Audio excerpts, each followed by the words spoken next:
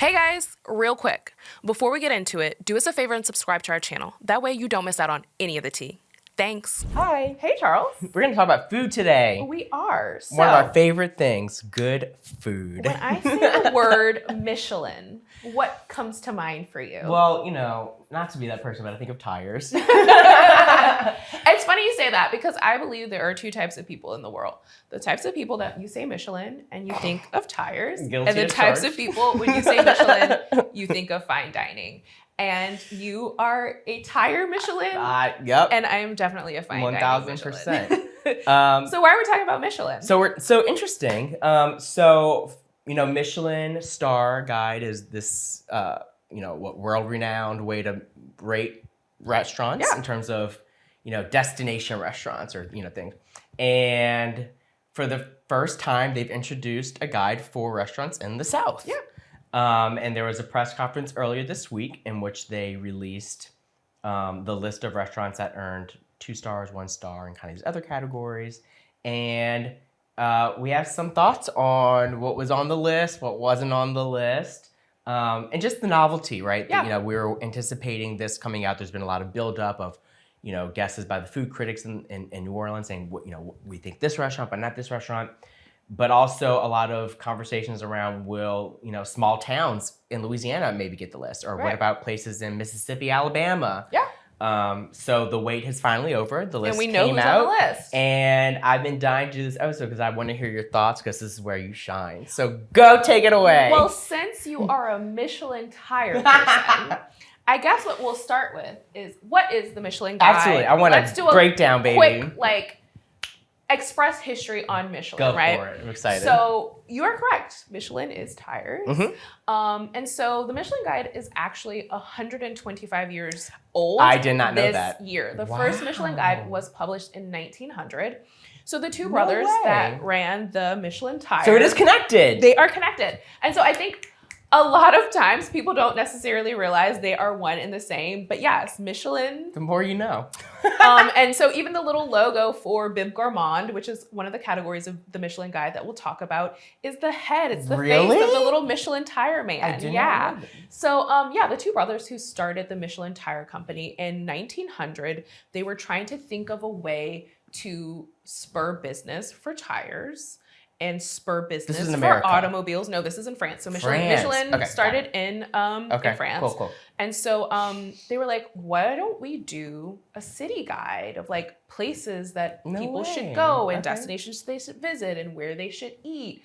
And so publishing those guides is how the Michelin Guide started. It was really an advertising vehicle to kind of get people to drive around France and go eat, right? Okay, that makes sense. Okay. So so Michelin has been in existence and releasing these guides since 1900, but they didn't come to North America until 2005. So over 100 years of Michelin guides before we got reviews of restaurants here in North America. Where in North America? In New York. New We York. first got Michelin reviewed restaurants out of New York City in 2005. Wow. So that's 20 years ago. Yeah, okay. And when you think of New Orleans having this reputation as a food city, it's kind of surprising that I'm the hearing that from a lot of first people. time that we're getting reviewed is 20 years after New York. Crazy. And 20 years after Michelin first came here to North America. Just for some additional context, places that have had Michelin reviewed restaurants before New Orleans. Oh my Atlanta. Atlanta? Miami. Okay. So Really? Michelin, even Toronto. Why Atlanta? I'm curious. So I think looking at like major hub cities, right? So Atlanta does have the busiest airport in the world, So while I think most of us don't necessarily think Atlanta and think food city, I do think there was, definitely some intent around what cities they decided to go to first when, you know, kind of looking around the South. So even, you know, cities in Texas were reviewed before we had the Michelin Guide here. But the Michelin Guide has come nonetheless, to the it's South. here now. So now we have a new region for Michelin Guides, and that is called the American South. So those restaurants in Atlanta that have previously been reviewed are now folded into the American South. Interesting. And so restaurants in Tennessee, Alabama, Mississippi, Louisiana, and Georgia. Okay, got it. South Carolina?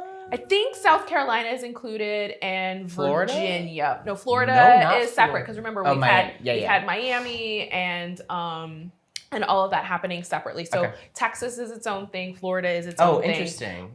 American South is, I'm not going to rattle them off. Yeah. But so what we're going to focus on in this episode is what here in New Orleans got stars, what we think about it, who we think might have been missed, some snubs, that sort of thing. So to start off, Michelin has 3 levels of stars. 3 stars, 2 stars, 3 stars, 1 star. Okay. The like top of the top, what people, you know, aim for is the 3 stars. No restaurants for this first American South Guide got 3 stars. And that was that to be expected? Like, I think that's to be is... expected. 3 really is, I mean, top of the top tier. There are still very few restaurants globally that are 3-star restaurants. Fair. I don't think anybody was expecting any restaurants here in the South to receive a 3-star. We had 1 2-star. Okay. And it was here in New Orleans. Which was? And it was Emeril's. Are we which surprised? Is pretty exciting. I don't know if I would necessarily say I'm surprised because Emeril's did recently undergo a massive renovation, not just of the physical space, but of the menu. So they really overhauled and moved into that really contemporary fine dining space with sort of this like new version of Emeril's. So I think it was really exciting to see that. In addition to the restaurant receiving 2 stars, E.J. Lagasse, who, even though the restaurant is called Emeril's and named for his father, Emeril, he is actually who is the head chef and is heading up the kitchen at Emeril's now. And he received the Young Chef Award for the region. Oh, I didn't know So that. very exciting kind of double win for the Lagasse family. Bam! Yes. So that was the only 2-star restaurant for the entire American South region. Wow. And that's here in New Orleans.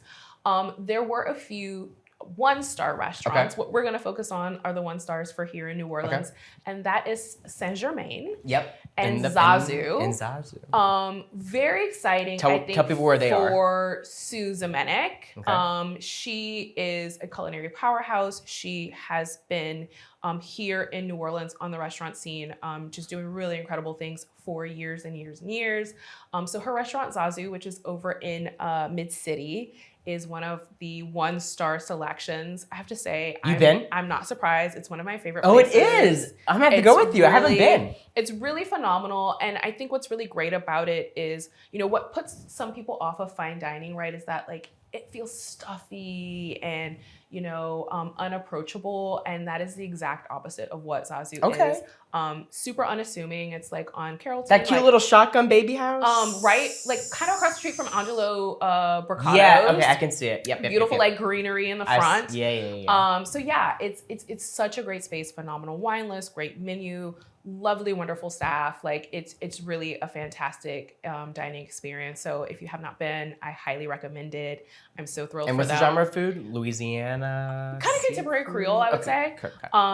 I've been a huge fan of hers for years. Cool. She used to have this amazing restaurant on Magazine Street called Ivy, like years and years and years ago. Oh wow, yeah. That I loved. So to see like one of her restaurants get that kind of recognition as someone who's been a fan of hers for a really long time, that was very exciting. Approve and deserving. Very deserving. Great. Love also, love to see a female chef. Absolutely. I have not been to Saint Germain, so I'm not as familiar with them. I know a lot of people are really excited about it, have said really good things about it. So I'm not personally familiar with it, but I definitely think it was exciting to see some 1-star restaurants. Cool. So yeah. So one 2-star restaurant, that's Emeril's, and then 2 1-star restaurants, Zasu and Saint Germain. So the other thing that Michelin has, in addition to their stars, so 3 stars, 2 stars, 1 stars, are what they call green star restaurants, and then what they call Bib Gourmand. Green star restaurants. Restaurants get a green star based off of their commitment to sustainability. Oh. So you could be a 1-star and a green star. Oh, okay. Cool. You could be a 2-star and a green star. Love this. Or you could just be a green star restaurant. So we're not going to really get into the green star piece of it, but the other exciting thing is Bib Gourmand. So Bib Gourmand was something that Michelin started to kind of highlight restaurants where you can get fun, interesting, exceptional dining experiences, but at a more moderate price point. So we had quite a few restaurants here in New Orleans that did receive a Bib Gourmand. I'm not going to go through all of them, but what was interesting is that you did see a few kind of, well-known names on there. Dooky Chase is on Bib Gourmand. Cochon and Cochon Butcher, both Donald Link restaurants, are on Bib Gourmand. That's our Parkway. Parkway is on there. Domalisi's Po' Boys is on there. They did? Okay. As well as like Turkey and Wolf, their sister restaurant, Hungry Eyes. Akamaya is on there. I saw So that. there's quite a few restaurants that I would say I'm not really surprised to see, kind of those go-tos, stalwarts of the city, in addition to some of the new, more interesting restaurants that we have going on as well. What I think is surprising is maybe some of the things that didn't make those lists, right? I would say universally, probably like the #1 restaurant that I have heard that people are like, I cannot believe it did not make Bib Gourmand or did not get a star, is Dakar, one of my favorite restaurants in New Orleans. I would probably say like Bib Gourmand didn't happen because of the price point. You do tend to find that the Bib Gourmand restaurants, one of the emphasis is a more moderate price point, and Dakar is definitely a luxury dining experience. So luxury restaurants aren't making simply for the price point. So I would not say that it's not. Bib Gourmand is not that it's inexpensive, but it should be more moderate for the market, right?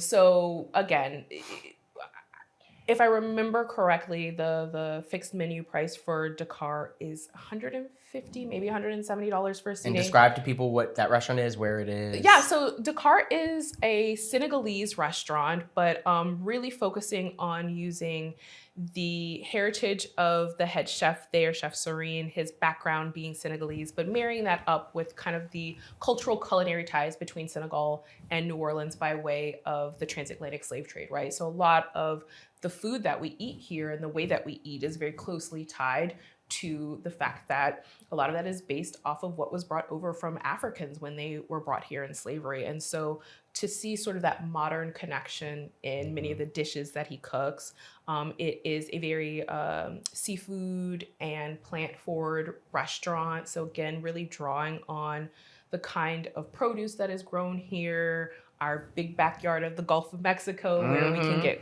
wonderful fresh seafood. It is a kind of fixed chef's tasting menu. So it's a multi-course experience. And it really is just like a cultural and culinary, just amazing experience. It's been well profiled, right? The New York Times. Yeah, I mean, New York Times, Bon Appetit, James Beard, you name it. James like, Beard.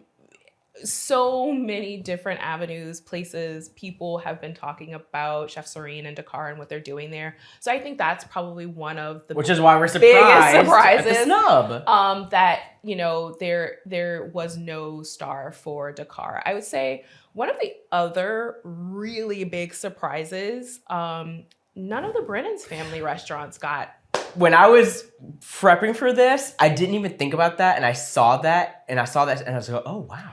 Not one. And I think especially when you consider how many very famous, very well-known chefs, namely Emeril Lagasse himself, cut their teeth at like places like Commander's Palace. To not see any of those get recognition was really surprising. Why? I will say, I do think that in recent years, the emphasis of Michelin at least particularly here in North America, as opposed to when you look at some of the restaurants on Michelin guides in Europe, especially in like France and Spain. I think there's this focus on the future of the culinary world. That's fair. And I do think that what you see at a Commander's, at a Brennan's, is a high level of like quality and expectation and service and food. I mean, like top tier dining experience. Are they necessarily like doing something cutting edge? Are they, reshaping the world, the culinary world? Not necessarily. And I think that might be part of why you're not necessarily seeing them getting that same recognition. I guess my argument to that, though, is there are plenty of restaurants in France that like have Michelin stars because of their commitment to tradition. Well, that's interesting. And, and so is there a place for restaurants that, really represent the foundation of Creole fine dining here in New Orleans to have gotten that recognition? Yeah. So, Interesting. it's surprising, but also I think also kind of in line with where you sort of seen more recent Michelin guides going. Well, if you go according to that logic, then in terms of like being forward-thinking, innovative, so why didn't Dakar make the list? Again, in terms of I think stars, that's I think that's why. I think that's especially why since it's really we're so surprising. highly profiled. Like I'm missing. I think Dakar has everything that you sort of expect to find and see in a Michelin restaurant, especially a Michelin starred restaurant in 2025. And for them to not get that recognition is pretty shocking. So I mean, I don't know, the guide, or not the guide, but the reviewer, the Michelin reviewer may have happened there on an off night, and who knows. But yeah, that's unfortunate. I was reading about the, what goes on in terms of like, it's over months, right? Yeah. And yeah. You have these restaurant critics who go, anonymously, but they go repeatedly, right? They go repeatedly, right? So, and you never know when they're going to you be could be at Dooky Chase, and for all you know, the table next to you the is a Michelin Michelin reviewer.